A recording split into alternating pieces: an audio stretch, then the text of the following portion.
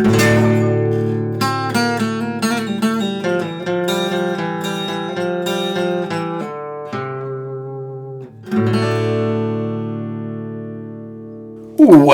to the Aliens and Cowboys podcast. I'm Garrett. With me, Nate and Joe. Hello, everyone. Yo. We are with you guys tonight. We're going to follow up on our Matrix trilogy with The Matrix Reloaded. And first things first, as always, with some pop culture.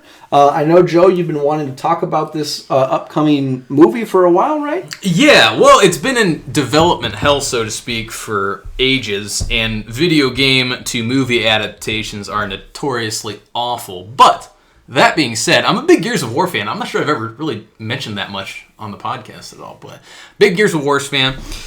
Gears of War 5 coming out in September as well, so some announcements were made at E3. I didn't mention that last week when we were talking about E3 announcements, but Gears of War 5, the latest installment in that franchise, is coming out in September, so I'm very excited about that. But more specifically, go ahead. What's up? Are you any good at those games online? I used to be pretty rad, actually, but I haven't played in months, so I'd be pretty rusty. Oh. But yeah, I've been god awful. Oh, I love the campaigns, but I'm terrible. Yeah, it's tricky to get used to, especially with all like the kind of power slide moves you can do, and then the combos with that Nasher shotgun and blind firing around the corners. There's so many little skills, and wall bouncing, the notorious wall bouncing, to get around cover and get behind people really quickly. Garrett's nodding his head. Sounds horrible. Yeah, it's intense. It's an intense multiplayer experience, but I got a question. I'll interrupt you too. Yeah, just continue with the trend. What is a better series, the Metal Gear Solid or Hitman? Oh, wow. Okay, I wasn't prepared for that. I would say Metal Gear Solid, but full disclosure, that's not a fair comparison. I've not played enough of the Hitman series. But you have played some. I have played some. So I've been a fan of the Hitman series since game one on the computer. Nice. That's how far I go back. Okay. I'm old school with that. It's one of my favorite franchises.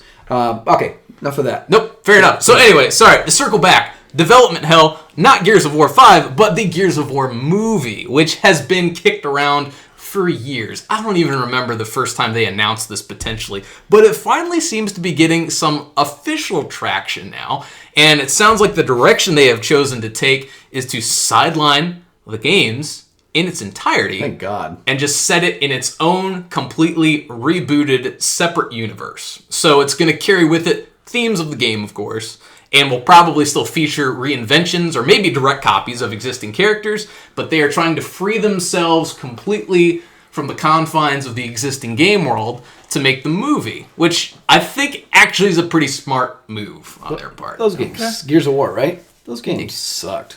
What? you didn't like those games? I didn't own a single one. Oh, what didn't you like about those games? Awesome. What disinterested you? I didn't like how you had to full-on Gimli sprint between obstacles, you're almost like a dwarf but not.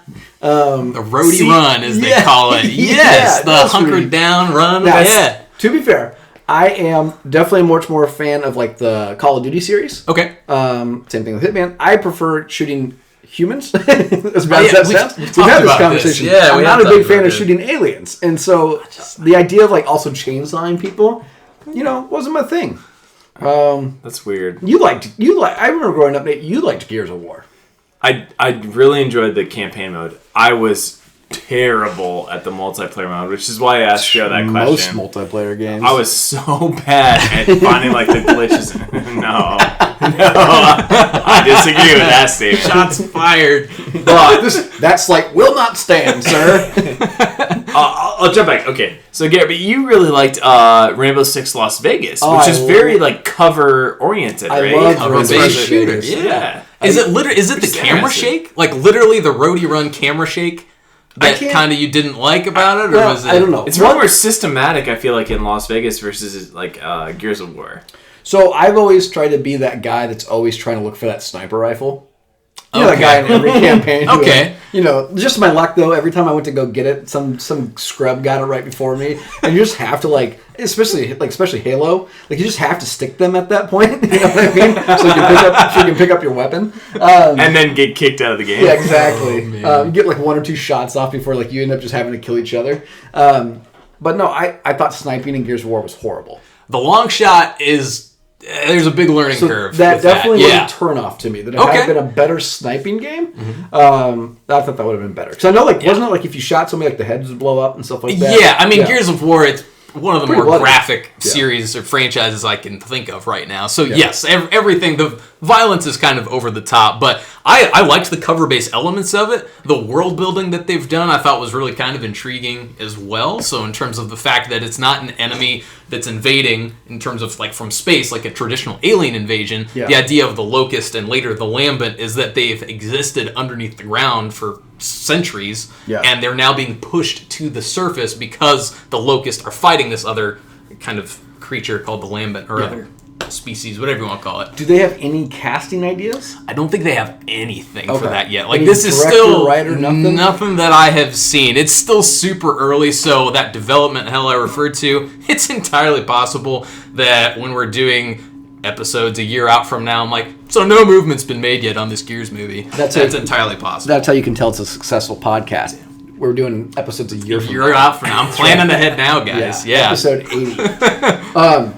No, so speaking of that as well, not so much Gears of War, but one thing that you and I I don't know if we're just late to the party on this. I was unaware that Showtime has been trying to develop a Halo TV series. Yes, I agree. I must be late to the party if that has been announced for a while. I don't know. So I stumbled upon this because I was reading something about Amazon's $1 billion investment to Lord of the Rings, and how these networks are trying to get the rebirth of Showtime. Because Showtime hasn't really been as relevant as HBO since Dexter and Weeds kind of was around at the same time. Pre-Game of Thrones. But the idea of revamping Showtime, and they're trying to make this, because there's a void to fill, right? With Game of Thrones, which was commanding over 20 million viewers a night, for these networks that don't put out all their stuff at one time, right? So your Showtimes and HBOs that still rely on the one night a week for viewers to tune in. Showtime's trying to get that slot and try to get that viewership. And this Halo series that they've been, like I said, in production since 2013, trying to get it off the ground. I feel like I thought I read that it's supposed to come out maybe late this fall, if not early next year.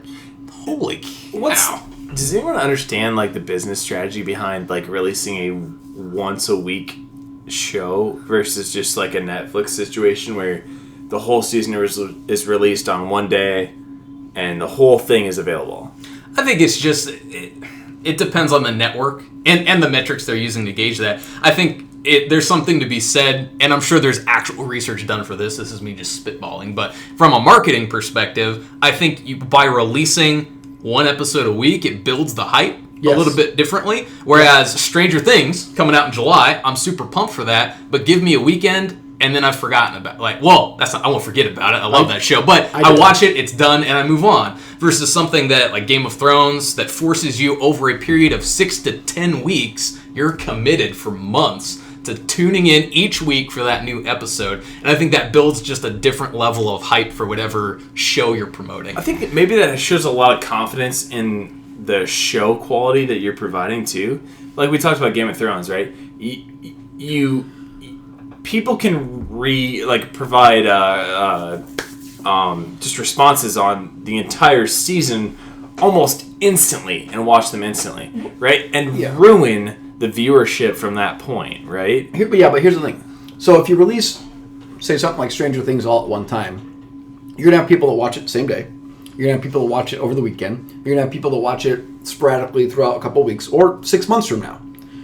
But what you're not going to be able to do is really ruin it to people because they know it's all available right now. Yeah. With Game of Thrones, for instance, we got the spoilers 2 weeks before it happened, and it was pretty accurate. Okay? That's the problem. With doing week-by-week releases, you're definitely able to let something leak on the internet that gets back to you through, Twitter to ruin that episode.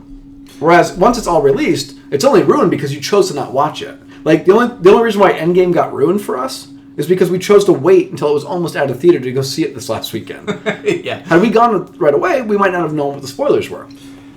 Yeah, I mean, does that serve a benefit business-wise. Yeah, I think so. Because think about this. Monoculture. We talked about how Game of Thrones, everybody's tuning in Sunday night, 8 o'clock to watch it. And I know that when we went back to work the next day, we would talk about it. Oh, yeah. Everybody had sat there and watched it. Because you don't want to be the person that doesn't watch it. Watch you know what? Exactly Not having right. a conversation. Oh man, did you guys watch episode 4 of Stranger Things? And someone's like, yeah, like 6 months ago. You know what I mean? Like you're gonna have that conversation. Yeah. So I think that still releasing it, even though it sucks when you want that extra episode, when you want to keep watching at night. But that's why it's like it's kind of great to have this situation. It's serious to see like what is the business strategy to release all of your episodes instantly, right, for an entire season.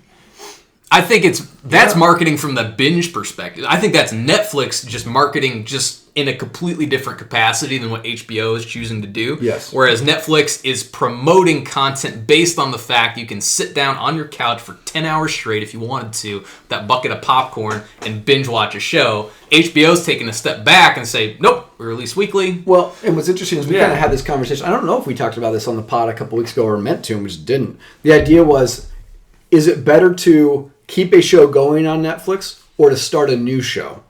And I thought I saw a statistic on the Hollywood Reporter that something like only 17% of Netflix shows actually will go through their full end. That they will cancel the show before it ends. I think we did talk about that when Ryan was here. Yeah, and so the conversation would be, if I'm into a show, like let's say Ozark. Ozark's done with season 2. At what point does Netflix say, it is better for me to cancel that show out and bring in something new and exciting for somebody who hasn't seen it yet? And then, now as a viewer who maybe really liked Ozark, I'm like, well, what the hell? And I feel like that way, especially after Sneaky Pete for Amazon. Amazon said it was the second highest rated show, canceled it. And there's no rhyme or reason. I'm hoping somebody picks it up because I thought it was great. Yeah. But that's kind of a conflict where Amazon's just like, hey, we're putting all our chips in for Lord of the Rings. And they're going forward with that. I do want to bring up a couple things outside. So Halo TV show, I guess we'll try to keep looking at that. Yeah, I want to learn more about it for sure. So Nate and I did go see Endgame. Enjoyed it. Thought it was great. Yeah. I know that some people have one of my viewer feedback was that I feel like I'm never positive about a movie. Maybe I'm just contrarian. You're a negative Nancy. No, I love certain movies. We just haven't covered them. This one tonight, not very good. But I really enjoyed Endgame. I thought that was well done, and it's so impressive for this type of a series to just basically coalesce after how many years this blueprint is put in place. It kind of baffles me the patience that Disney has had. And we talked about not necessarily everything was successful, right? Not everything was a hit. There were some that were like ups and downs. Mm-hmm. But man, when they were up high. For sure. I mean, can you imagine someone like platforming like a business plan, right? Based on 17 different movies across 12 years, right? And be like, all right, we're going to spend $5 million here, $10 million here, and be like, this will all coalesce into like a profit at the end. That's such an enormous risk to take on. Yeah. For Marvel originally, and then Disney as they bought them out. But that's crazy. Yeah, but now they can turn around and make the same thing with like X-Men. Oh yeah, exactly. I mean, they can completely revamp the X-Men. Basically, franchise and do one-off movies, do a Wolverine movie, do a Gambit movie, do whatever they want to do until they unite them with, Xavier's Mansion, or Fantastic Four. Like they have the, uncanny ability to do whatever they want right now. And not even talking about the fact that they own Star Wars as well, which is just ridiculous of the content they have. But bottom line, I think, Nate, we won't spoil it because Joe still hasn't seen Endgame. When Joe does see it, we'll cover it. Endgame was great. We'll ruin it for everybody. Yeah, we'll snap our fingers. Most of it is spoiled for me by now, but I still appreciate the thought. Yes. Also, one last thing. What was I going to say, Nate? We went. We did see John Wick 2. We said that, or John Wick 3. We saw that last week. Yep. The only other thing I think of is I started watching the show Yellowstone. This is a Paramount Network show, so not everybody has access to that network. I don't know. I bought the show off Amazon because I don't subscribe to Paramount Network. And this is a Taylor Sheridan production thing. He created it, wrote it, directed it. This is the guy that did Wind River. He wrote Sicario, which this guy is, again, batting 1,000. Hasn't messed up one thing yet. He's got a great resume. Stars Kevin Costner, Native American, infrastructure, ranchers. I'll tell you, it's interesting. It's good. I was a little shocked. I thought the premise of it was Kevin Costner was a rancher that was like an everyday rancher trying to like stave off like influences of the modern world. No. He is the biggest rancher in the United States. Owns more land than anybody. Extremely wealthy and powerful. Rides around in a helicopter all the time. Just really neat dynamics of power between like a newly elected like Native American chief, some land developers, and him trying to keep all his land. It's a really interesting show. Yeah. But like especially like with very much Longmire type feel. Okay. And I know you like Longmire. Again, Taylor Sheridan does a lot of that like Western type noir stuff. Nice. So far, pretty good. I dig it. Excited to keep going with that. So anything else to add pop culture related, gentlemen? No. Got nothing. Really. Okay. Hoping if everything goes according to plan that next week Joe and I will have a big announcement for our listeners. Hopefully, if everything goes according to plan, we can make that big announcement next week. Also, before we get into the Matrix Reloaded tonight, we will be back with the Matrix Revolutions next week. I can't wait to hear that because I'm not part of that surprise. Nate, you just gotta tune in. Yeah, You'll have to actually download it. I'll have to actually subscribe and download. So, also real quick, one last thing for pop culture. You guys have an opinion on the Anthony Davis trade to the Lakers? Dude, I'm so unqualified to offer any kind of opinion on that subject. I feel like Joe does not know if Anthony Davis is a person, place, or thing. It's true. Can I play 20 questions to ascertain he's a noun. Exactly who this is? Yes. Yeah. Anyways, so yeah, no, I love basketball. So NBA trade the drafts tomorrow night, so that's exciting. Okay, cool. Is LeBron James staying on the Lakers? Unfortunately, I'm a Lakers fan, but I'm that guy that like hates LeBron. So it's so not great to have him on my team. I look at it this way: if I win a championship, great. If I don't, then I know he never wins one again, and that's even better.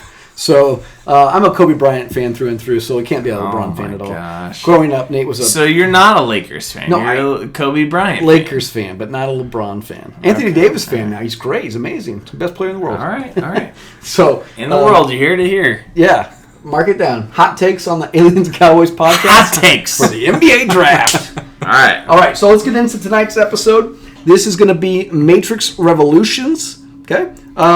Reloaded. I'm sorry. Matrix Reloaded. And number trois. Number what? I don't know. I think that's French. All right, Nate. All right, let me give you a quick synopsis. The Nate Vinci. Let me give you a quick synopsis. The one, Neo, finds the Oracle, right? Finds the Keymaker, finds the Source, then he saves Trinity. Those are like the four main plot points of this whole thing, and in the very end, you end up in the same kind of place you were left in at the end of the first movie. I can just say, I have to go back and I haven't listened to last week's episode, but I would have to think your synopsis of the first Matrix was way more impressive than the synopsis of this one. I blame the movie. Yeah, I blame that. the movie too. I'm going to do first thoughts first. This movie actually really disappointed me. Joe, you and I talked about this earlier. Yeah. This was my favorite Matrix movie originally. So when I was younger and these were originally coming out, this was my favorite one. And there are still some really neat, cool characters that they introduced in this movie that I thought are the best parts of the Matrix. But man, the story was horrible. The action was really bad. The fighting, the CGI is so bad. It is not even funny that we had that conversation about Terminator 2 almost 10 years later, 10 years earlier, has better CGI than this movie does in 2003. Okay? I thought that... Hard to refute that claim. Yeah, it really is. Yeah. And if anybody's at home thinking that The Matrix is great, it's fine. Go back and rewatch Terminator 2 and you're going to understand it's just a better movie. I also think maybe, Joe, like you said, going back to back with these films, doing Matrix 1 straight into Matrix 2, man, that makes a difference. Yeah. 4 years difference, right? 1999 release versus a 2003 release. Mm-hmm. But you would have thought technology would have advanced. Well, Matrix 1 was good. I mean, the story was way better. I almost feel like the Matrix 1 was so successful, and I don't know this, so maybe I have to look this up to verify. I don't know if the Wachowski sisters had a trilogy in mind when they started this. Which makes me think that they had to create the story and didn't know where they were going with it. Right, I would agree with that. I would hazard a guess they probably had no idea this would actually become the phenomenon that it did. To our point from last week, Nate, I think you brought it up, where this was a big gamble for the people who actually backed them to make this movie. So sure, they probably had ideas, as any writer or director would, of where they might be able to take it, but to actually then be afforded the opportunity to make a whole trilogy, I can't think they knew that was going to happen up front. I can't imagine they went to the Wachowski sisters and go, hey, this was a huge success, and I know you spent the last 7 years or whatever putting this together. In the next 2 months, can you put together 2 sequels of 5 hours of runtime and be like, and have the same quality level? There's no way. This movie was long. I felt like this movie was one trip to Zion too long. Yeah, I was going to say, you just cut Zion out and it would be a much better movie. Yeah, if you get rid of that rave, we're good. Goodness gracious. It's interesting because they do have a rave in the original movie where he meets Trinity for the first time. Yeah, in a nightclub, not in a cave. And it's in 30 seconds long. Which is like contextually based as a part of the plot. With techno music, not the cast from Stomp. With the drums. Yeah, in the first one you got Rob Zombie blaring over the speakers. I love Rob Zombie, so I'm cool with that. There's so many see-through pieces of clothing and just bare-bone drums and stuff. It's like ridiculous. I will say, and I was telling Nate this, one thing that really bugged me about watching this movie again was after the first movie and Keanu becomes the one, and he can after he blows up Agent Smith, and he's looking at the other 2 agents and he just sees the Matrix. Yeah. You know? How come he has such a dumb look on his face the entire part of this movie? Like, the entire movie, he just has a blank stare, like he still's not comprehending what's going on. I have a hard time to think that. Like, the first movie, I get it. He has blank stares, not really a lot of emotion. I get it. He's confused. After becoming the one, he should kind of understand what's going on here. I think he understands what's going on. I think that's just how he chose to play the character, or maybe the direction he was given. I have no idea, but the fact that he is very stoic, he doesn't have much emotion that he's displaying. It kind of reminds me, dare I say, of the Three-Eyed Raven a little bit. Ugh, horrible. Right? To bring that back up. Sorry, guys. But seriously, though, the fact that he is the one, he's supposed to be this person that has a lot of special powers, and it kind of reminds me of the same thing. He's very stoic in his approach to everything now. Very little emotion. How are you supposed to react if you're, I don't want to say like all powerful, but they kind of like allude to that in the end of the original Matrix and bring him into this to where like you wouldn't show a surprised reaction. You would just react to it naturally and get rid of it. Yeah, I think he's just viewing things very differently. I think he's registering what's happening in the Matrix on such a different level than anybody else that is why he's characterized as being that way. But and also, this is one of the harmful things to the film too, is at no point is he at harm to himself at all, right? Like at no point is Neo in danger, right? Because he's not concerned at all. Right.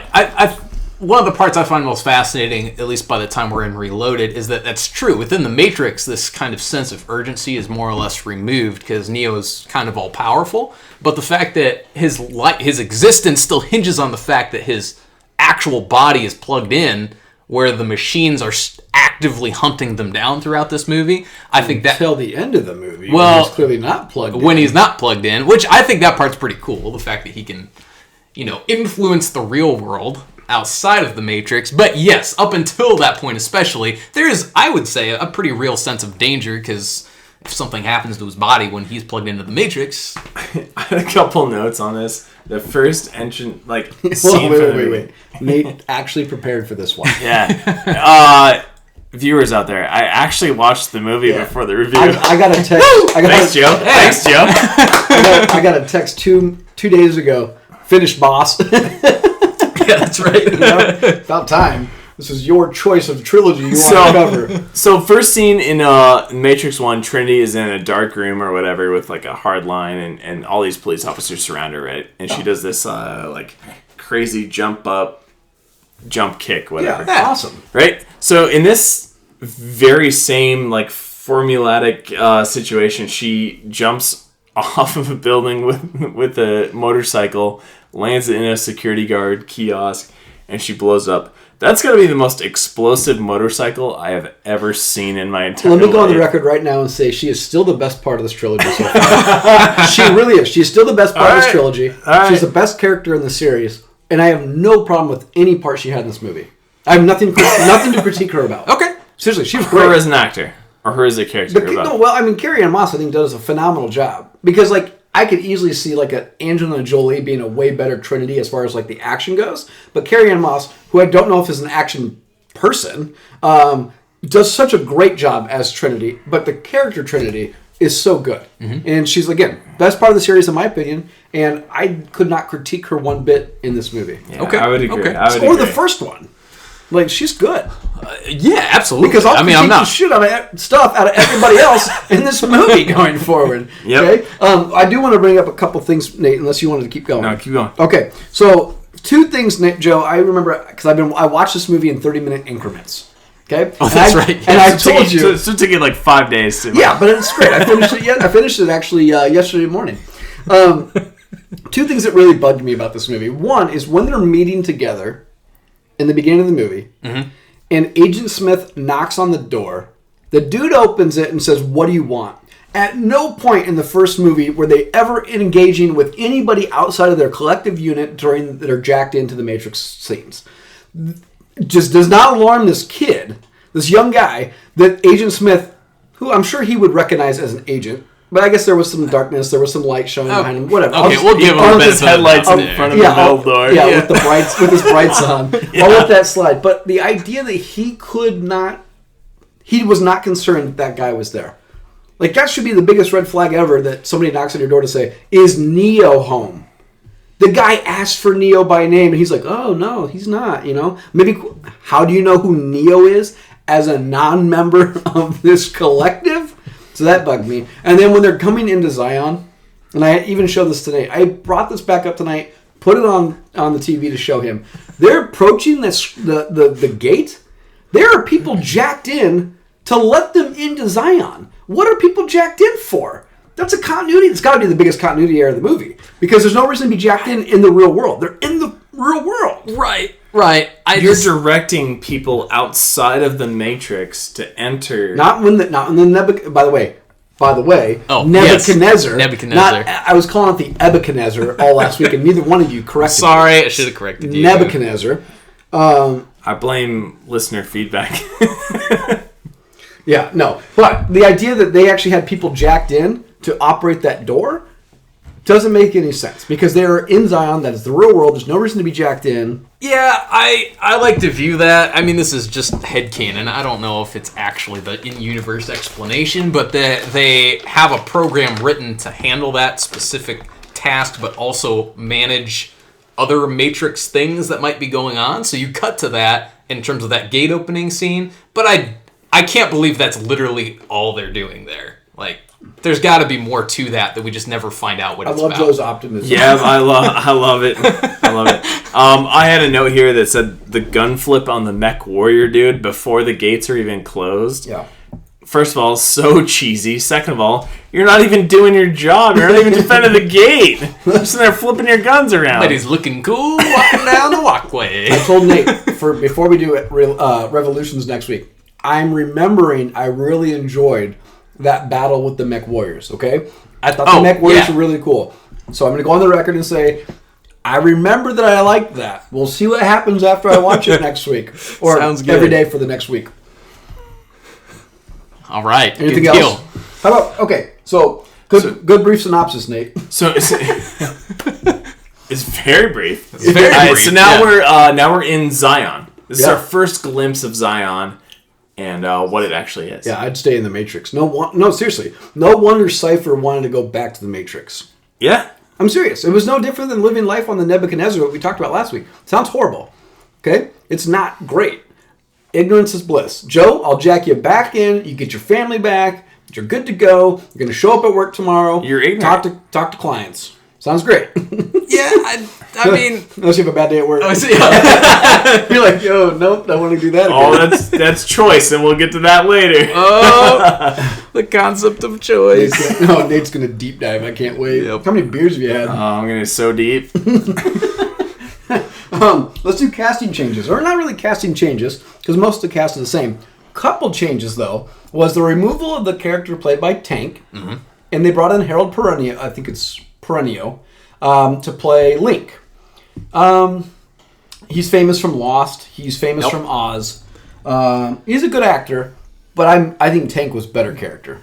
You agree? Disagree? I do agree. I thought Tank and Dozer, the original crew, actually, from that original Matrix, just across the board, I liked better than the other characters that are introduced in this movie. Well, let's be fair. APOC switch. There's actually no other crew anymore. It's actually not, Morpheus, Trinity, Neo, and Link. It seems like it's a 4-man crew now, right? Yeah. I thought that he was okay. I just think Tank was better. I know that Nate brought up that the guy asked for way more money. I get that. I actually looked up his IMDb last week. Yeah, he did not work after this. Like, he does not have a successful career. Okay. How about the introduction of the Merovingian?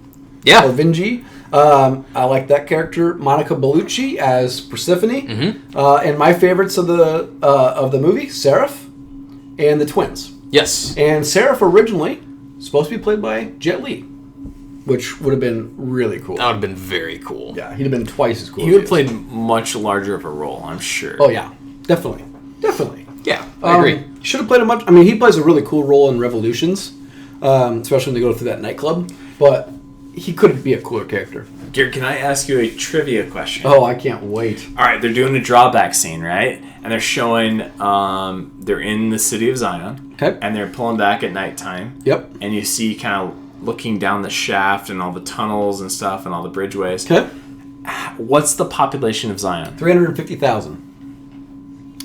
I had 250, but I'll give you that. No, I think it's 350,000. I'm not saying I'm right. I'm saying, but He's just saying you might be wrong. Do you think looking at that, it's representative of 350,000 individuals in like a cylindrical cube in the middle of the earth? No, but I think it's 350,000. Oh, it does say 250,000. Based on population of Zion, 250,000. Nate's right. The reason why is because of that quote that there's a sentinel for every human, which is my favorite quote of this movie. Oh, nice. Which we get to. Yep. But yeah, it looks like there's millions of people. Yeah, I mean, when you look down that shaft, you think of like there's way more than 250,000 people, right? Yeah. It's unbelievable. Like those people might not live there though. It's yeah, they may commute. Yeah, they're from the other Zion. Yeah. Zion B. Zion B. I don't know. Who knows? Anyway, I looked at that scene and I was just like, "There's no way." Duh. This is Zion. ridiculous. Duh Zion. DES Zion. Duh Zion. We're from it. Duh Zion. So how about let's talk the casting. Let's talk the new characters. Okay. So, thoughts on? Let's start with the.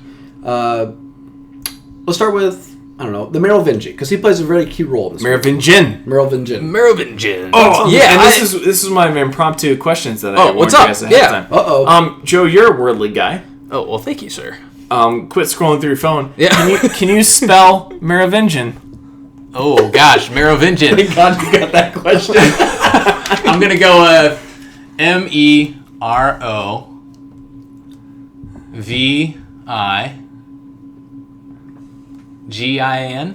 You went a lot farther than I would have said Merovingian. You did very well, sir. You're very close. You're very close. So not right. So you're not right, but you're very close. Hit me with my impromptu question. Oh, your impromptu question? Look at this. When Nate prepares, he comes firing. I know. Yeah, I know. I like it. He comes guns a-blazing like that. My first question was the population question for you. Oh, got that wrong. Yeah, incorrect. What else you got? My next question was a physical prowess question. Can you walk with your hands behind your back like Morpheus does? I tried and I cannot. I tried the other day, not joking. Yeah. And if you watch it, he does this so easily. And like Lawrence Fishburne is not a tiny dude. No, I think it's part of the crappy CGI. It's the CGI element. Yeah, that's why you need to CGI my arms in this very specific position. He just walks so comfortably with like his arms from like holding elbow to elbow behind his back. It kind of forced. You guys can't see this. I'm standing up. This should be a video podcast. It kind of forces you to have perfect posture, though. Like you guys listening at home, try it. Like when you do it, it like forces your back up straight, and you almost don't have any choice to have slouching posture for it. Yeah, there's a lot of lumbar support. Yeah, here comes the lawsuit. I get Someone it. hurts I get themselves. it. Yeah, okay, well be careful, guys. We will when you not do pay it. out workers' comp. Yeah, this is not sorry. an LLC, unfortunately. We'll keep moving. So okay. we are now at we're at Zion, right? Well, no, but I want to ask about the casting. So let's talk new characters. Okay, Merovingian. Yes, so that scene's awesome. That actor, I do not know who he is, but I've seen him in other things before. But I really like that entire scene. He kind of monologues for a while, and I think he really delivers on... It's Lambert Wilson. Lambert Wilson, okay. That sounds like the lamest name for the No relation. Yeah.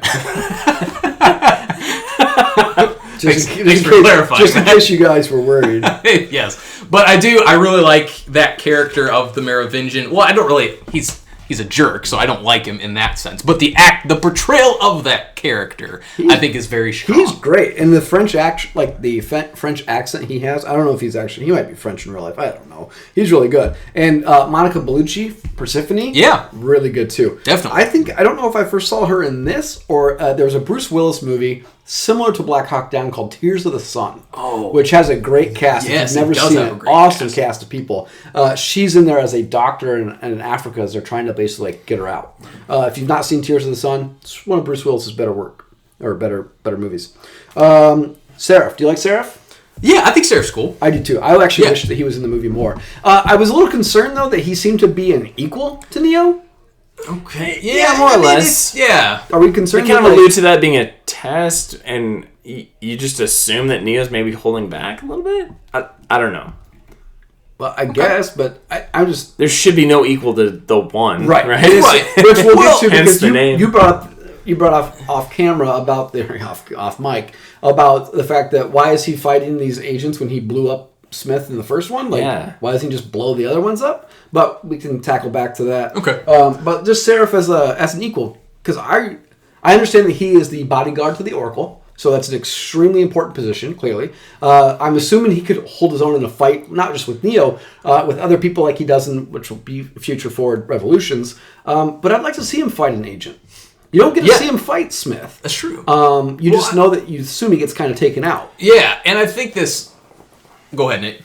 I think this has to do with the plot later on. Okay. And I'll jump on that later. That might tie into what you were going to say. But I think this scene exists to do exactly what we are talking about right now. You're not talking about anything. Bring it up. What is it? No, the fact that this concept of Neo being the one... Is he as powerful as we are first led to believe? And I think it also does a good point of showing that there might be some doubt in terms of what other people are still able to do within the Matrix. Showing that he does have someone that can rival his own newfound abilities. I think it's a very important establishing scene for that reason. Okay. And I jumped to a different point to where... a way, way farther point to where Neo meets the Architect. Uh-huh. And Neo finds out that the Oracle is the counterpart to the Architect. Very true. That she is a control measure that leads him to the very same conclusion that the 5 previous Neos have been led to at that point. Okay. That she is a part of the system and that Seraph will never have to face an agent for any reason whatsoever because she is a part of the very same system that the Source is. I do feel like they, not knowing the success of the first one, they made her as a counterpoint to the Architect later as the arguably mother of the Matrix. I think that that's like a retcon to her character being like way more influential than she was actually supposed to be. Okay. Do you buy that? Yeah, I think I'd maybe buy that. I think part of what the appeal of the Oracle is from the first one is this kind of sense of mystery about her. Yeah, of we don't course. really have all the answers, Right. and that's okay. So when they try to explain too much, it starts to bog down the story a little bit, I think. Because she is way better, even though the same actress, way better in the first movie than she was in the second movie. I mean, better story arc around her.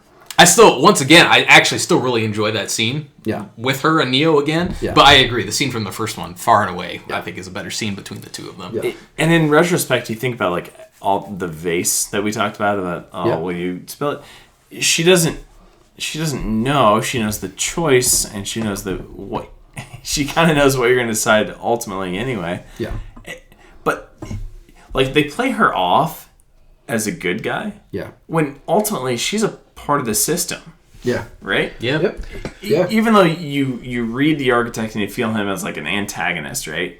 The Oracle is just as much an antagonist as the Architect is. Yeah.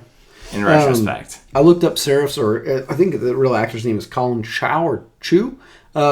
Didn't do anything really either. In America, especially after Matrix Revolutions. Didn't really do anything in America after this. A couple other characters that came in besides the Merovingi and Persephone. Jada Pinkett as Niobe. Yeah, Niobe. That's right.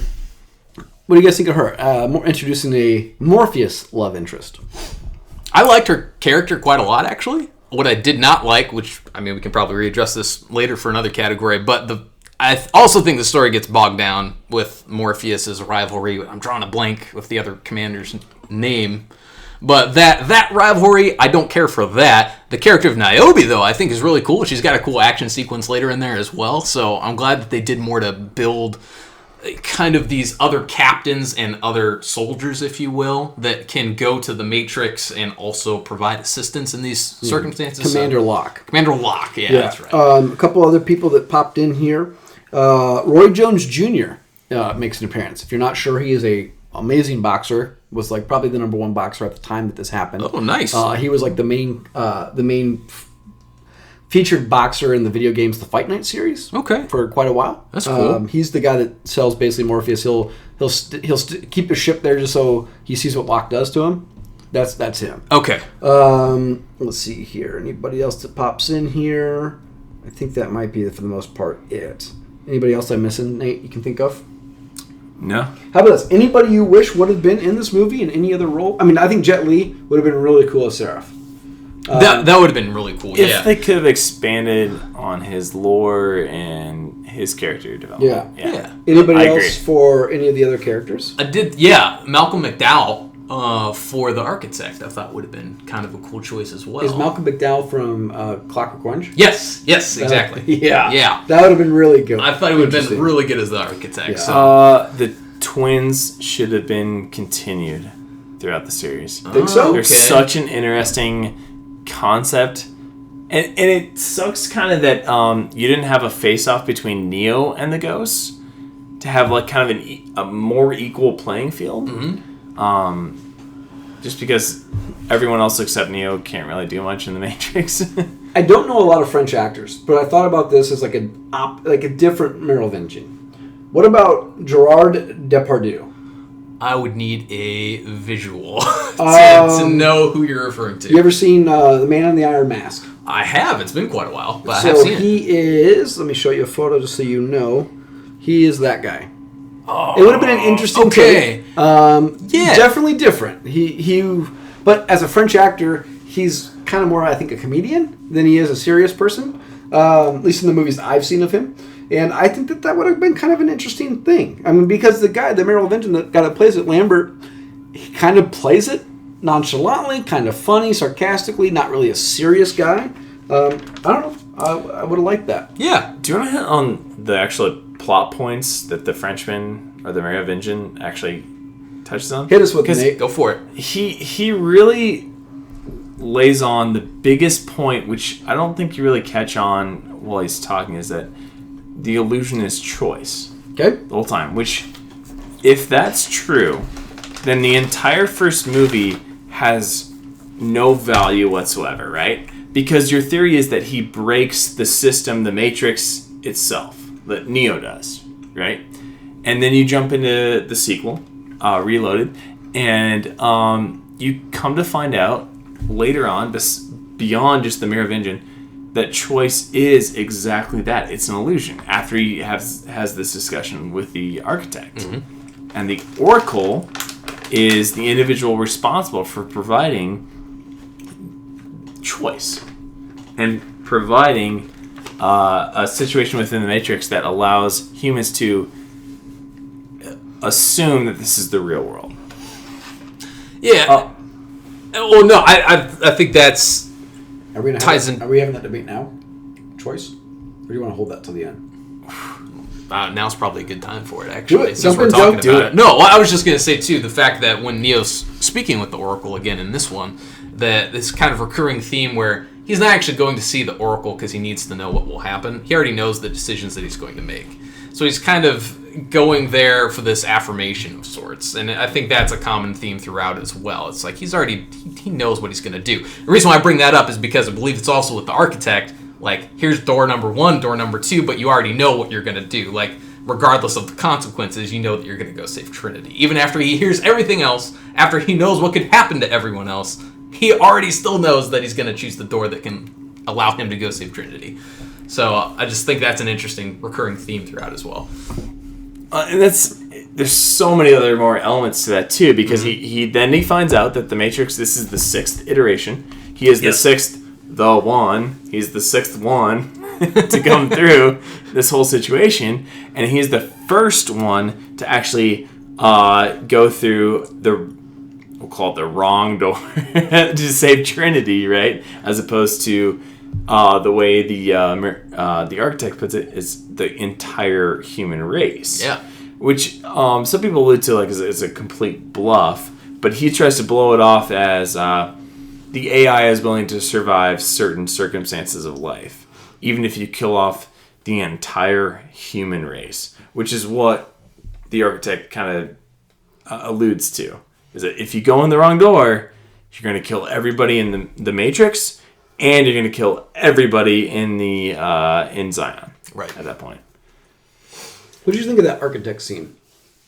I think it's one of the more iconic scenes from this movie, and overall, I think it's one of the stronger scenes as well. I think in terms of the mythos that they're building and the concept of choice, the consequences of Neo's actions, all of these themes really kind of culminate in this scene. So I really enjoyed this scene. That is a moment from this movie. There's some other really big standout moments that we can revisit later that I do really enjoy about this movie. We've kind of been saying what we don't like about it, but I really like the architect scene among some other scenes in there. So, okay, what do you guys think though? Yeah, I don't know. I have mixed emotions on it.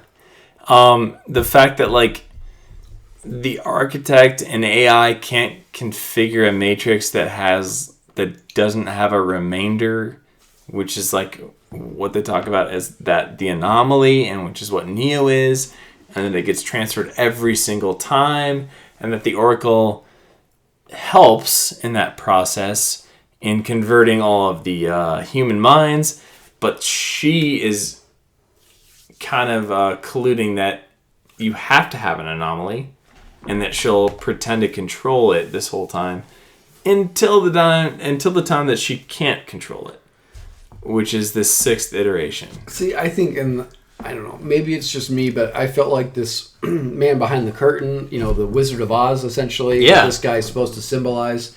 Maybe it's just me, but losing it within like the 6th iteration of it, I don't know, kind of bothered me. I kind of wish they wouldn't have taken that route to be like, hey, we've been through this before, right? Like just like arguably God, wiped out everybody with Noah's Ark, right? We wiped out these people, we're restarting, yada, yada, yada.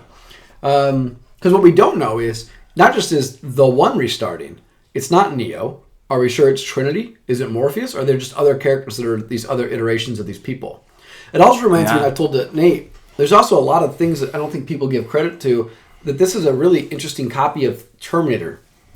Machines versus humans, post-apocalyptic world, looking for the one, or need to keep the one alive. Right? Now, John Connor does not exert any supernatural powers, but just this particular figure A has to survive this. And that you can't get past Judgment Day, right? Just like you can't get past the fact that we're going to destroy Zion, because I promise you we've done it 6 other times, or 5 other times.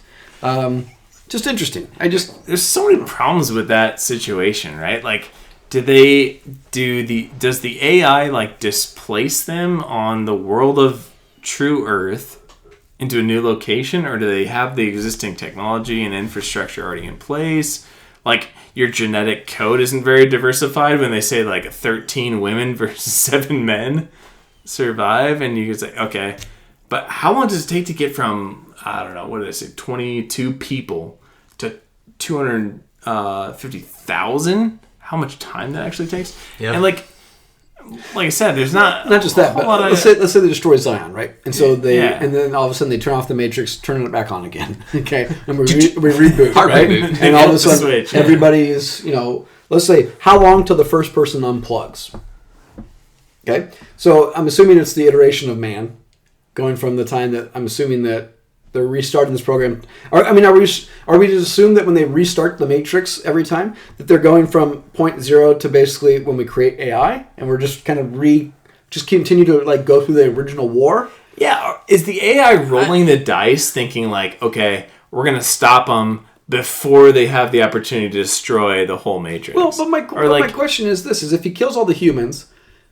It's almost like the Matrix and Zion exist together because he's controlling the Matrix. He's not supposed to control Zion. Right. So if he wipes off Zion and then he tries to reboot the Matrix, at what point, how does anybody get unplugged? Unless the Oracle is unplugging them. Okay, and let's say the Anomaly. But if the Anomaly is Neo, he didn't know to unplug. Right. He had to be found by Morpheus. So my question is, kill everybody, reboot the Matrix, start over at ground zero. How does the first person get unplugged? Well, I don't know the explanation to that specifically. But either did they. Yeah, they didn't explain that at all. But part of the prophecy is that you explain this idea to someone. You need to find my anomaly wherever it is, and I'll guide you as best I can. And it's like, it's a weird concept of like, hey, I'm AI. I created a perfect system. You need to find my problem somewhere in the software. And when you do, then we're going to guide it to a situation to where we can eliminate it and then restart it. Okay, let's start with patient zero. Let's backtrack this. When Neo took the pill, Neo gets hacked out of his little bubble. Right. And gets flushed down the toilet. So the first person that somehow can get hacked out of it is going to get flushed down the toilet of the to the core of the earth. And all of a sudden it's going to... technologically... How do they get jacked back into the Matrix? That's a super interesting point because in the first Matrix, you have all those connection points on the body, right? Yeah. To what allows them to be jacked into the Matrix. But if you're born in the real world, you don't have those, right? Right. Yep. So my point is, though, how does the first person contribute to any other people being unplugged? How do they create a jack-in system without any technology? Because they wouldn't know anything. He had to relearn everything. He had to learn how to walk. I mean... Their whole premise of Keanu, the reason why Keanu Reeves works or Neo works is because he's basically educated along the route with Morpheus. So somebody obviously came forward before him. The first person to unplug, though, wouldn't know what's going on. And how are they going to survive Sentinels? Maybe they explain that through the 13 women and the 7 men or whatever situation. I don't know. Maybe they do. But... They don't go into detail, for sure. Yeah, I mean, and I think maybe they should have. Yeah, I think this is the problem with building this world out. You either cut back on the amount of information you're providing to us and intentionally leave enough mystery, or you dive into it deep enough where you provide us with the necessary answers to make sense of the universe. You can't really go halfway there because it leaves way too many plot holes and unanswered questions. Kind of like John Wick, right? We had this conversation about, is the Continental, does everybody... just go through the Continental, or how about this network? Is everybody a part of this network? Because it seems like everybody's either in the network or an assassin. So it seems like everybody knows everybody, everybody's a part of it, everybody accepts gold coins. They left it at that. And you know what? It's okay. Yeah, it's true. Everybody knows what a marker is. Yes. We're going to start giving out markers here. Okay? You're going to get a marker, Nate, and then whatever I want you to do, you're going to have to do it, because if you don't, you get killed. And I'm going to lead my 3-year-old child's birthday party to come do whatever task it is, like...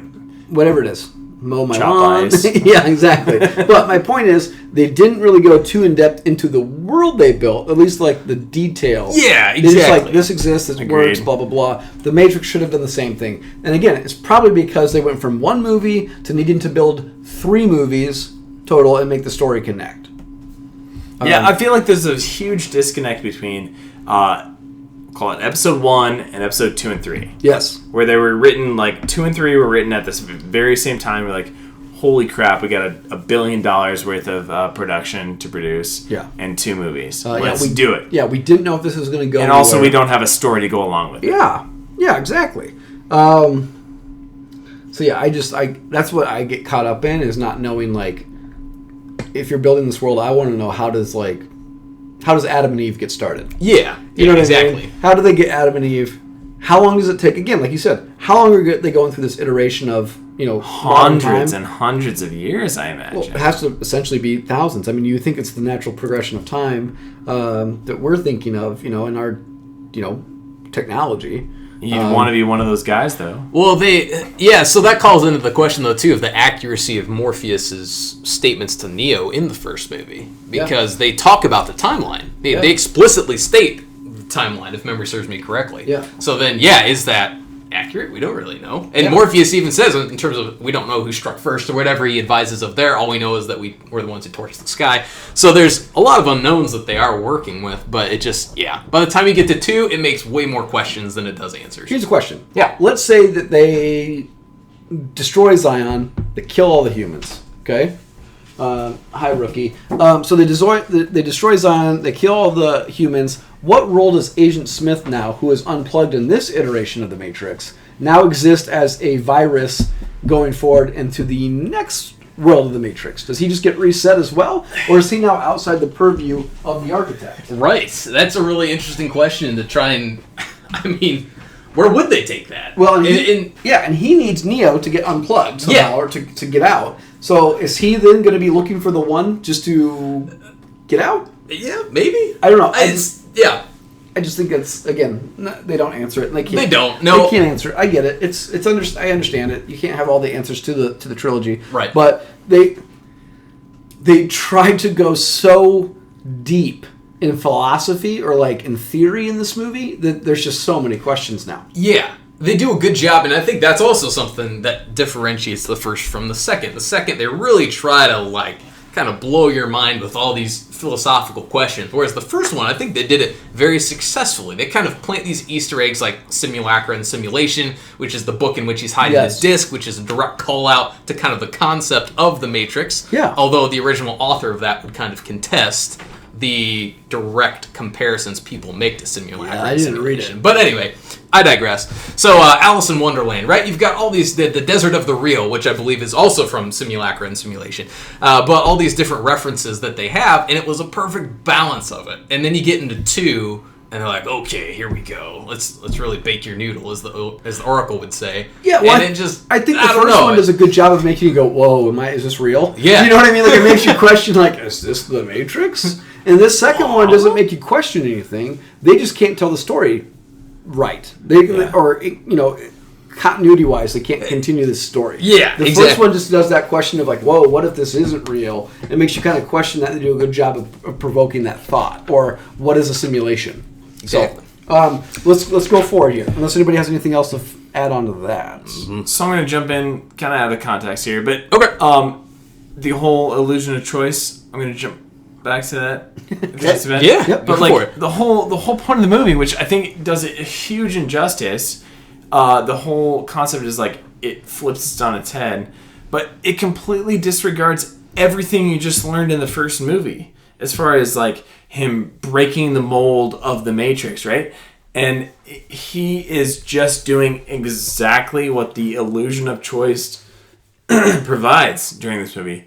And the Mirror of Vinci just goes, yeah, you're just following the guidelines that everyone percepted a long time ago. Yeah. So just keep going. Keep going. Yeah. There's some cool parts that I found in the Matrix fandom about the Mirror of Vinci. That he was originally the Oracle or an original operating system from one of the first versions of the Matrix, and he kind of pulled this Agent Smith where he refused to be deleted. So he's just been perpetuated from version to version to version, and he's just collected all these rogue programs at this point, and that's how he's become so powerful. It's like that internet cookie. Yeah. Delete cookies. No, but it's so cool to think he goes if you don't have a purpose, you need to be deleted. But to have an AI system to want the will to survive. Well, and here's the question. That's a huge concept later on. His concept in the third one is he's basically busing people via train in and out of the Matrix from deletion programs. Am I supposed to believe the architect doesn't realize that this guy's doing this? Am I supposed to realize, believe that? Okay, so I'll jump ahead to the fandom theories on that. Is that what you find out later in Reloaded and Revolutions is that the programs actually take on human characteristics to where they want to survive, which, like, in a human perspective or a computer perspective, they either serve a purpose or they're deleted, but they don't have any interaction like yes, no, it is possible, whatever. But they actually like want to survive. They care for other programs, is what they kind of allude to, and they start to take on human emotions as a part of that.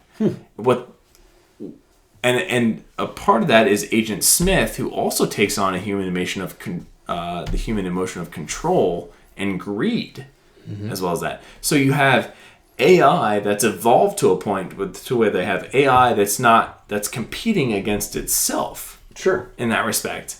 Yeah. But I don't want to jump too far ahead on that respect. But we'll cover it in Evolutions probably more, or Revolutions more. Best scene? What's your favorite scene in this movie? Oh, best scene. I'll jump in on this one. The stairwell fights. Well, it's not really the stairwell. It's that double stairway fight scene with Neo against like 10 people or whatever. That was actually really good. Yeah, I thought that was really cool. I believe, I won't derail this too much, but I just watched Man of Tai Chi not too long ago as well. I want to say one of the stuntmen from The Matrix, Reloaded specifically, that was in that fight sequence, he's the main character in Man of Tai Chi. Okay. I believe that. So that was kind of cool. Keanu Reeves plays the villain in Man of Tai Chi, so that was an interesting role to see him in. But anyway, I digress. I thought that scene was really cool. I love how they go from he stops all the bullets, and then you get some really cool kung fu martial arts in there, and then there's all the weapons along the wall. Yes. Such a cool scene. Agreed. I thought that was really neat. Nate, best scene? Couple things on criticisms for that particular scene, if I could. One, hit me with it. Break it apart. He gains like telekinesis, where he grabs the size from the sides of the walls and he goes towards him, and you're like, I didn't realize he had that power, but apparently that's a thing now. Yep, he's true. He's developing his own Raphael. Yep. Yeah, totally. I just like that scene. Once again, him just controlling the Matrix. I had no problem with that. There's one really great part during that scene too, to where he blocks a sword with his hand. Starts bleeding. Yeah, but he just entirely blocks it, and then he gets like a drop or two of blood, and he goes, you see, he is human. Yeah. But he's like, meh. He just like shrugs it off and keeps going. That's really cool. And then like one of the great parts of the choreography is astounding. Oh, in this movie. Also, like besides CGI and the story and all that, but there's so many moments if you look back now to where like he's doing two completely opposite things from his left side to his right side of his body, where he's blocking like weapons or something. And if you look very closely, it's truly cool, and like that would take a lot of talent to do. I will say this. I think the fight scenes are good, but I do feel like they're slow. Like, I feel like they're so overly choreographed that it's so robotic the way he's fighting that it seems like it's slow. I don't know. I can't really explain it. If you go back and specifically watch the first one, when the agents break down the door and he goes, upgrades, and he makes that stupid quip, it just seems like it's such a slow... Maybe I'm used to him in John Wick now, where it's way faster. But it seems, like I said, it's just slow. It's so slow. The techno music makes it seem faster. If you didn't have the techno music... I bet it would feel like he's, you know what I mean? It's like, really amazing to watch movies without a soundtrack. Yeah, if you take the techno music out of his fight scenes, it's not going to be as good. But yeah, so Nate, best scene. Best scene for me. It's got to be something probably with the ghosts. Okay. Because they're such a cool, interesting pair of characters. That go through that, and like this is the first introduction to like how do they actually work and operate, and they have switchblades and like they can go through physical objects, but then they have to like make the entire body a ghost, and they can repair themselves. It's really kind of cool. interesting because Trinity kind of plays like an audience member there. When they go underground, they're like, whoa, like never seen that before. Yeah, you know what I mean? And then they start chasing the keymaker. I agree. I thought their scenes were really good and really funny too. They're especially with Morpheus and the sword, kind of a neat fight scene. My favorite dialogue is like when Morpheus tries to stab him through the front seat to the back seat, and he goes into ghost form, and then he gets relocated into the very same car right behind him chasing. Yes. And then they talk to one another and like, we are getting aggravated, and he's like, yes, we are. Yeah. But like in a completely monotone voice, too. Yeah. My favorite scene, I like the fight with Seraph. I think that's the best choreographed fight of the movie. But I will tell you, I think a close second, and it's not... It could be the best scene because I think it's really neat. Not a fight scene. I really like the scene where Monica Bellucci stops them on the way down from the restaurant, takes them into the bathroom, says, if you kiss me like you kiss her, I'll take you to the Keymaker. And Trinity, her response, what? Like, really cool scene there where obviously you can tell that Neo doesn't want to do it. Trinity clearly doesn't want to do it, but they have to understand, like, this is what they need to do to get to the next step. Morpheus is like, yep, whatever. Like, go ahead. Do it. This plays very much into the fandom theory that, like, programs are developing human emotions to that point because she's jealous, which is kind of her motivation to do this, right, at this point. Yep. But it's a perfect example of that. Yeah, well, and not just that, but, I mean, obviously playing on the Trinity emotions and stuff like that. I don't know. I thought that was a really underrated scene for this movie because, again, I'm a big Trinity fan. Right. One of my favorites. And I thought that was an awesome scene for her to just, not a lot of dialogue, but just great acting on her part to, like, make you really feel like clench her jaw, shift a little bit while they're doing that. Mm-hmm. Really, really well done. Next category here to keep this thing moving. Best quote. Nate, what you got?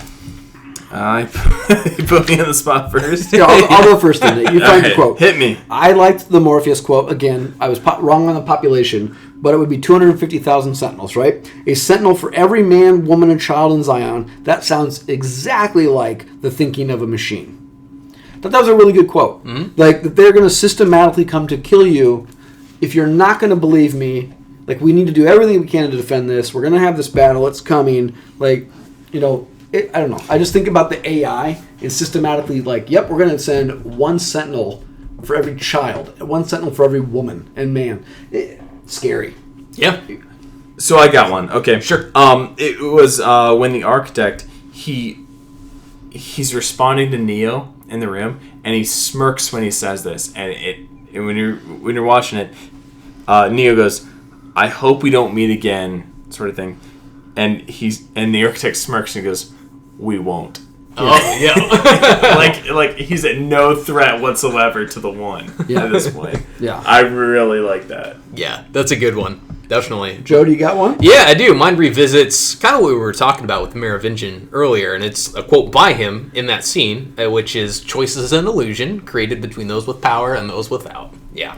I really do enjoy that monologue that he has. That does such justice for the entire movie. Yes. The whole point of the movie. Kind of reminds me of, like, not to bring up Game of Thrones again, but that Varys quote where he's talking about how, like, power resides where man thinks it does. Yeah. Like, just because you're king doesn't mean that you have the power and the backing. That, like, Daenerys might be the one, but Jon has all the backing, so he's got the real power. Mm-hmm. Again, and that, I agreed. Good quote. He was a really good character. Really great. Yeah, he was. Great addition to this movie. Definitely. Gift one item or advice to one character. Anybody? Bueller. Nader.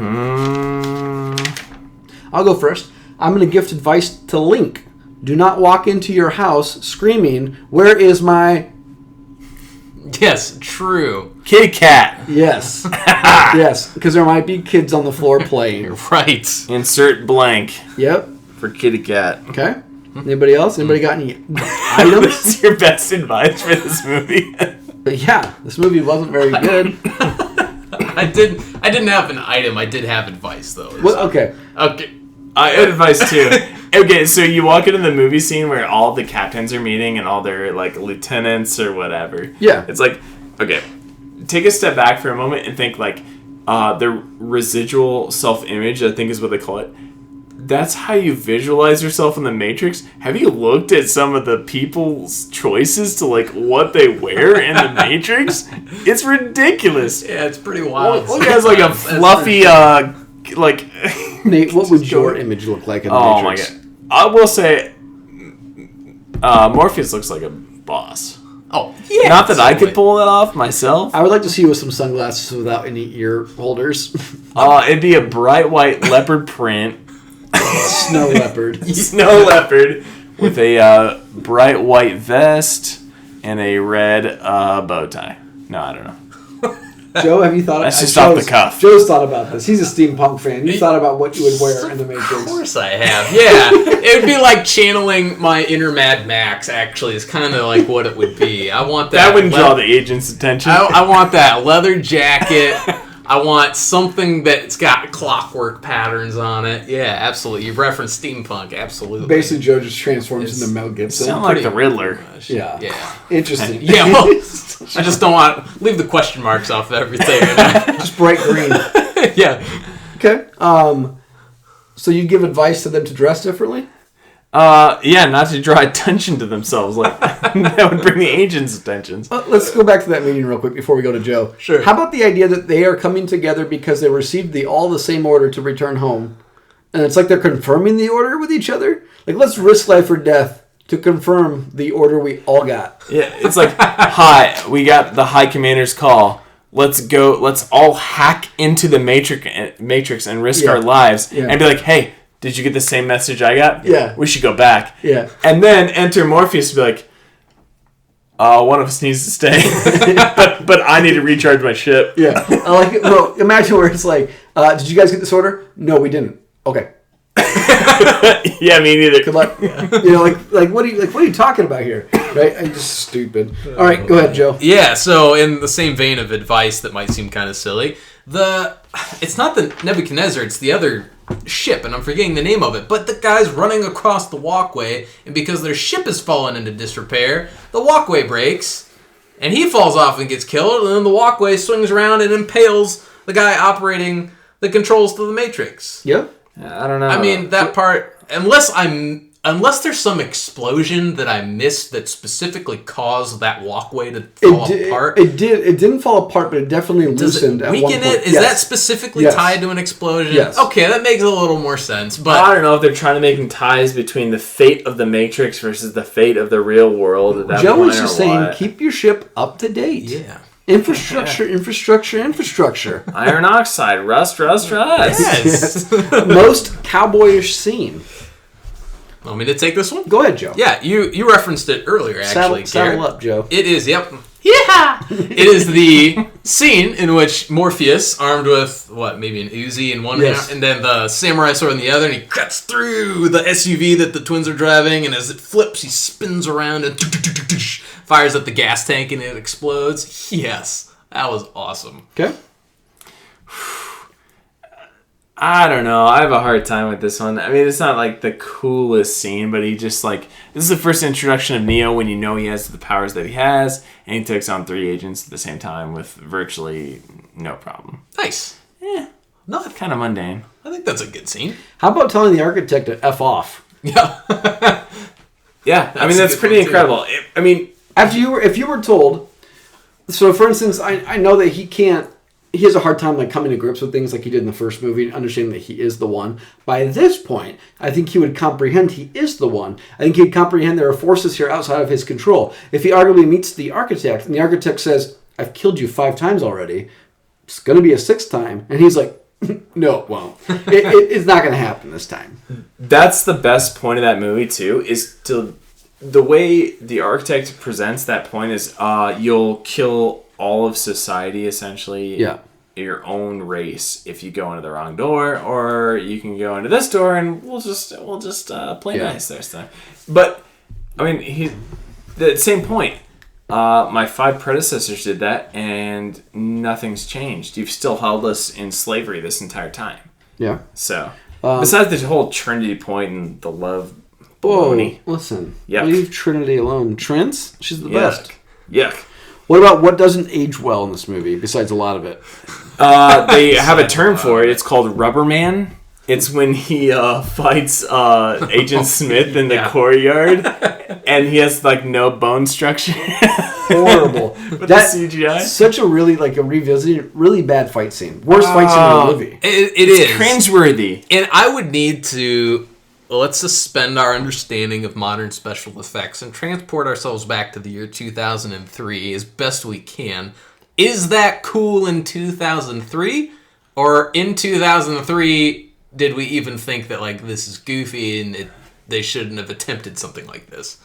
I think it's cool the moment you see it, and then after the fact, you watch it a second time, even in the same 2 months. Okay. And you're like, no, that doesn't hold water. An in-depth critic like Nate was definitely ripping this apart in 2003. So deep. Yep, he was deep diving. I really got into it. What doesn't age well to me, I think the idea that there's still not, I don't want to say a lot of female representation, but really outside of, I feel like there could be more. Like Nairobi could have a better role, could have a more important role. Agreed. I think female representation is not great in this movie. Yeah. I also think the idea that, I don't know, still the technology, the cell phone use, they had cooler cell phones in this movie than they did in the first one. I made a note of that. Nice. Yeah. But I don't know. I just feel cooler. like, yeah. Go ahead. No, that's fine. I had also written down here that their portrayal of some of the women in this as well. Like that same scene with the Merovingian as she eats the cake. Like, yep. That doesn't. It comes hold out up of too nowhere, well. and like it does. doesn't hold a very good place. Like for the point that you're trying to make. Exactly. It feels very out of place, and it seems kind of exploitative for Makes how me they go. think of like That's a good one. They should have done it, that yeah. in the first movie with Cypher eating the steak. That probably wouldn't have been appropriately animated. Yeah, that's okay.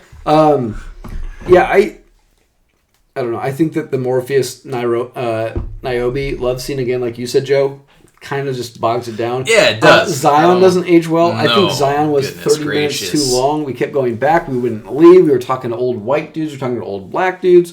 We were just talking to a lot of old people in there. Like, they had this council of elders, and it's just like, where did these people come from? And why are these people important? Like, I don't know. This is like a war coming. Like, these guys aren't going to be able to do anything. You know, I don't know. I can't tell. Do they have democracy there, or is it a dictatorship, like a military junta? Because like Commander Locke seems to have a lot of like authority, but then he gets kind of shot down by this democratically elected panel. I don't know. I want more of their government. I want more. If we're gonna go into Zion, give me how Zion works. Give me like I want to know how these people are living their daily lives. Instead of the rave, Yes. give us more. I would have much rather seen them do more of that political side of things, because I actually do like the scene with Neo. Forget the character's name. Sorry, when they go down to the old white guy. Yeah, exactly, and they go down to see the machines. I think that's a great dialogue that they have in that scene. Like, give us more of that. Give us less of the extended rave sequence that serves literally no purpose How about this? whatsoever. Give us more of the people who don't believe in Neo. That Like, we've too. got like Morpheus and Trinity, and they believe in Neo because they see it. There's a lot of people that don't hold that religious viewpoint of Neo as the one and the savior. I want, like, what are they going through? Like, they just have to know that like machines are coming. They don't know what to expect. They don't believe in Neo. They don't know who. Maybe they don't even know who Neo is yet. You know, they've not met him.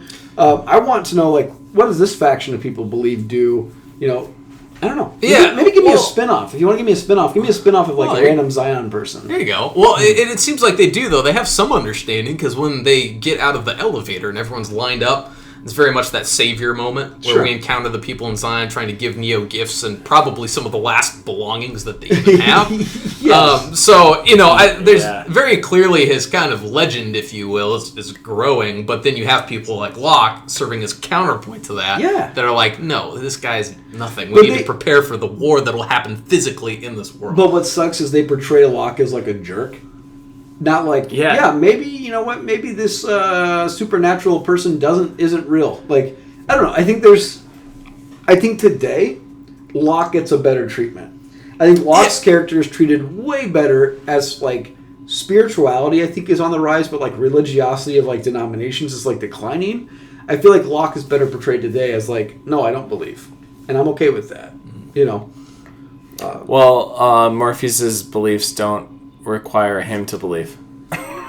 So that's the cop out of that. Oh, I know what you are, but what am I? You know. Okay, whatever so you say bounces off me and sticks onto you. Anybody else have anything else about what does not age well? No, I'm sure we could come up with more, but I don't want to keep just beating on the Matrix Reloaded here. So, how about who wins this movie? What do you think? Agent Smith?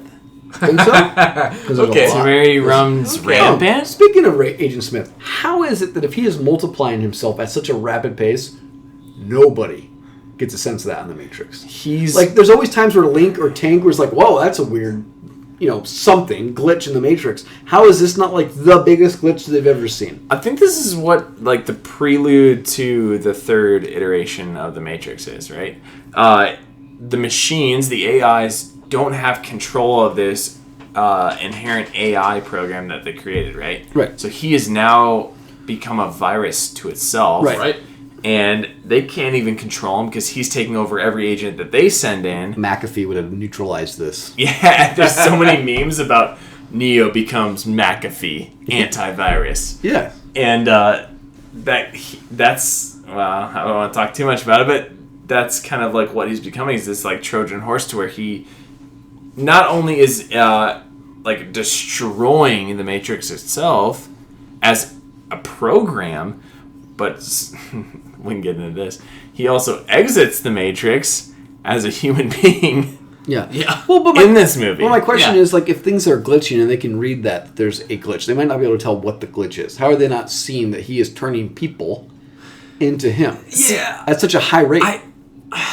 Maybe that's the part of like, we don't want to risk cutting off this many batteries to our systems at this point. And we're going to see what happens if we can't correct it in the first place. And they don't understand the repercussions of just not cutting the cord at that point. One thing I did not mention, and what does not age well, that I wanted to address because it's one of the parts of the movie that really I don't like.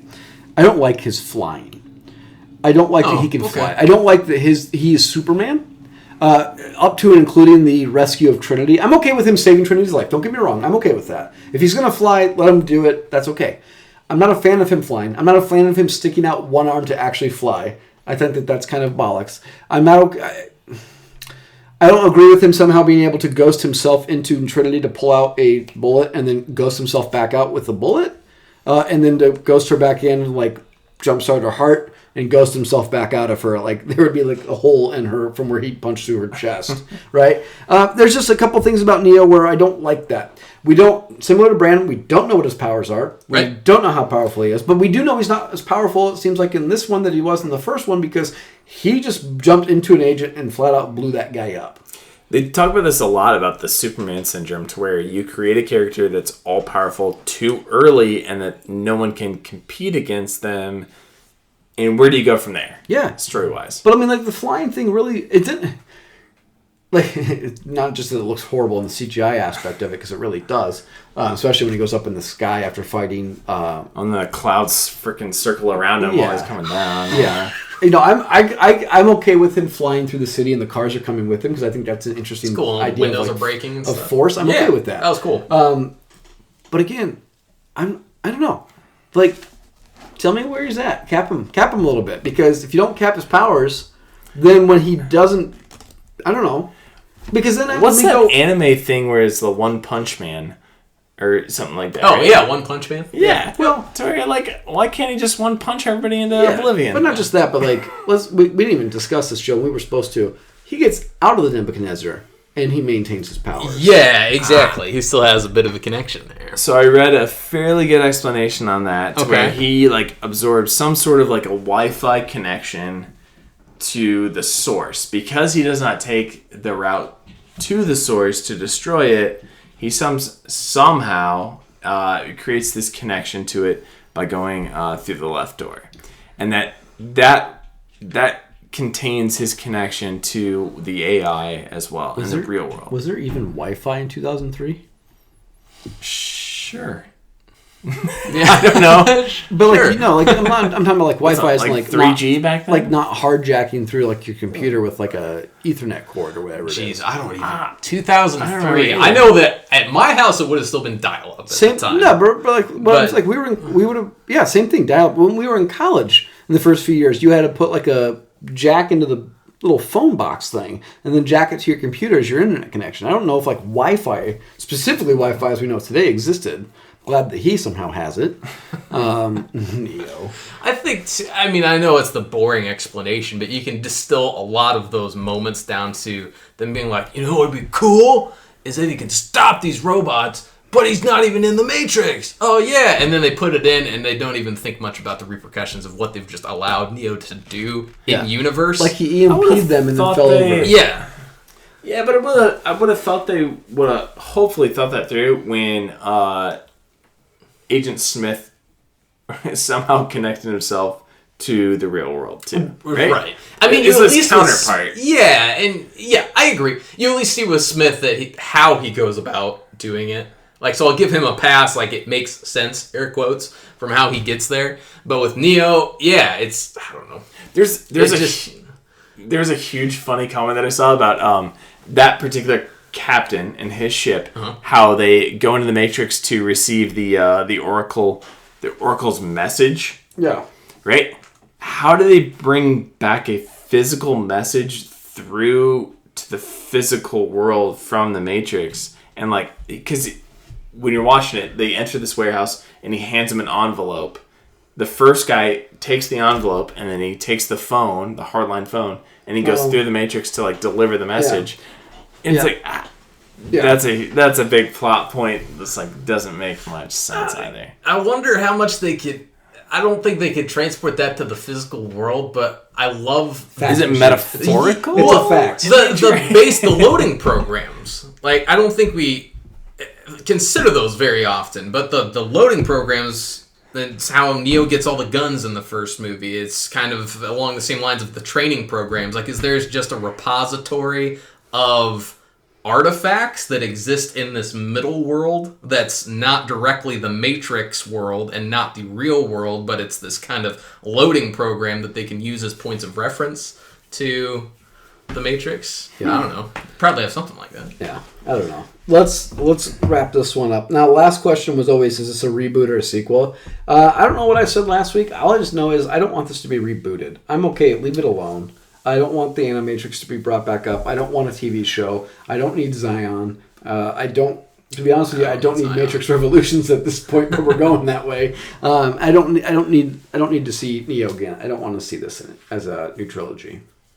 Agreed? Disagree? I think you should have left it alone at the original, but typical Hollywood, they want to cash in on that. Mm-hmm. I think after doing my research, I'd really be interested in watching the Animatrix, the 6-part trilogy of the anime type stuff. Before you watch that, make sure you watch Revolutions for us. Okay. Yeah, I will. But I am very interested in seeing like a lot of the background and the side stories that they bring up that don't like. There's a character. Is it Mouse? That's not Mouse. Mouse is in the first it's one. in the first one. But the guy that meets him on the track that says, the guy that you saved me. Yeah, saves the day in the Revolutions. He becomes like the mech warrior. Yeah, but you essentially you have no context to where that guy came from. Well, he came from the Animatrix, the 6-part anime series. Interesting. Part of that. So okay. I'll have to check that out at some point too. They should have left it at 1. Yeah. Yeah, I do agree. Last week I mentioned, which I still do agree. I would love to see Keanu Reeves still back. I would watch that. That's just because you love Keanu Reeves. Well, yeah, you're 100% correct. No wonder he has nothing negative to say about him ever. It's like, oh, is this Keanu Reeves or Master Commander? Is it whoa or is it whoa? Whoa. Oh, horrible. Next week, again, come back and join us. We'll be doing part 3 of the Matrix trilogy with Matrix Revolutions. Final thoughts on that and the series as a whole. Hopefully, Joe, we will be able to make a big announcement next week for our listeners. Nate, get excited. Okay. This is a surprise for me, too. It is a surprise for you, Nate. I'm looking forward to it. It's not even your birthday yet. I'll be there. Yeah. Well, you better be here. Watch the movie. Same time, same place. Yeah. Go out, tell your friends, tell your family, give us a 5-star rating. 1 second. Nate's got a question. Favorite dance? Oh, yeah. We forgot to do this since it was Father's Day this last week. I asked everybody, favorite TV show dads. Yes. Go ahead, Nate. Give me your favorites. I want to ask you a question. Yep. Is Al Bundy on your list? Al Bundy is my number one. No kidding. I got two names. Not for his fatherly instinct. Oh, but hold on. I think you're wrong. Goodness. If you go back and watch Married with Children, not only does he always give his money to his kids and works very hard at selling women's shoes, there's always all these parts in the movie or the TV show where like Kelly Bundy gets into some kind of like promiscuous situation with a guy, and always asks that Al goes and beats him up, and Al always just says "Yep" and like runs over there and like assaults like a high school kid. I just think that he's a surprisingly good dad. Not a great husband, but I think as a father figure, I think he's good. Okay. Second one, I'll give you mine. Tony Soprano. He has two families. I knew you were going to bring up. He is the father of his family and a father of his family with a capital F. Okay. He is. What's the second F stand for?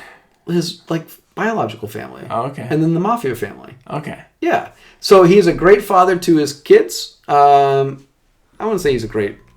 I don't know, not a great father, but he does a lot of things for them by leaning on people and basically giving them whatever they want. And then if you get in his way, he hurts you with his other family, where he's also a really good leader. So those are my two. All right, well said. Al Bundy, Tony Soprano. Go ahead, Nate. Let's hear it. Okay. All right, I had just like totally troll picks again. Peter Griffin. Okay. Okay. Jeez. Right? Which is along the same lines as like a Homer Simpson. Yeah, exactly. Deal. Al Bundy, I already asked you one about that one. What about Walter White in the early seasons? Yeah, he's doing what he can for his family. I get it. Right? Yep, I get it. That takes a very different turn later on where he realizes he's just trying to take control of his life as opposed to trying to do the best by his family. But in the early seasons, Walter White, fantastic family dad, I guess is the argument I'm trying to make. Yeah. And then Aaron put some input into this one. Phil Dunphy. I like Phil Dunphy. He's great. What a nerd. Like, he tries so hard, Yes. does not succeed all the time, Nope. but tries so hard. Yeah, I like and that. And that's what it is I about like, being a dad, I don't right? think I didn't keep with that show. I was probably 3 or 4 seasons in Modern Family, but I think it's a really good show. I do have every intention of someday going back to trying to like watch that all. He's really funny, but I also really like Ed O'Neill in that movie. Oh yeah, Al Bundy. yeah. Go ahead, Joe. All right, here we go. First and foremost, Tim the Toolman Taylor. Yes. From Home Improvement. Yes. Man, I grew up watching that show, and that still holds up to this day. I love Home Improvement.